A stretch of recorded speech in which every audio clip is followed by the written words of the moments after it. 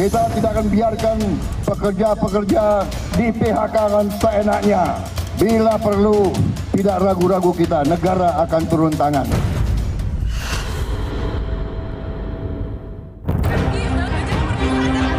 Ketidakpastian ekonomi global dan domestik membuat lapangan pekerjaan di tanah air kian berkurang. Para pencari kerja bersaing mencari peluang.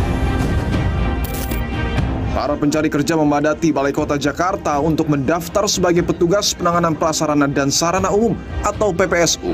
Antrean panjang mengular, bahkan beberapa di antaranya sudah menunggu sejak sehari sebelumnya. Di Batam, para pencari kerja rela berdesakan demi menyerahkan surat lamaran. Sempitnya lokasi dan membeludaknya jumlah pelamar memicu aksi saling dorong hingga menyebabkan beberapa orang terjatuh ke selokan. Sementara di Bengkulu, halaman rumah dinas gubernur dipenuhi para pencari kerja. Mereka rela berdesak-desakan dalam gelaran bursa kerja merah putih. Gubernur mengklaim bursa kerja merah putih menjadi bentuk komitmen daerah untuk membuka peluang kerja. Di Semarang, para pencari kerja memadati bursa kerja di Balai Pelatihan Tenaga Kerja Pedurungan. Lebih dari 2.000 lowongan pekerjaan ditawarkan, hasil kerjasama Dinas Tenaga Kerja dengan para pengusaha. Tak jauh berbeda di Madiun, antusiasme juga terlihat di bursa kerja yang berlangsung di Pendopo Ronggo Jumeno.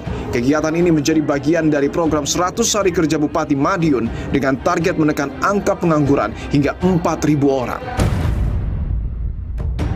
Persaingan mendapatkan pekerjaan semakin ketat, terutama bagi lulusan baru atau fresh graduate yang harus bersaing dengan ribuan korban PHK di awal tahun 2025. Pemerintah menyiapkan sejumlah langkah strategis untuk menangani permasalahan lapangan pekerjaan. Kami terus berusaha untuk memperbaiki informasi terkait tentang lowongan pekerjaan. Kalau secara online kami memiliki Siap Kerja, dan secara offline kita memiliki Job Fair yang juga kita bekerja sama dengan dinas, dan terakhir layanan kewirausahaan.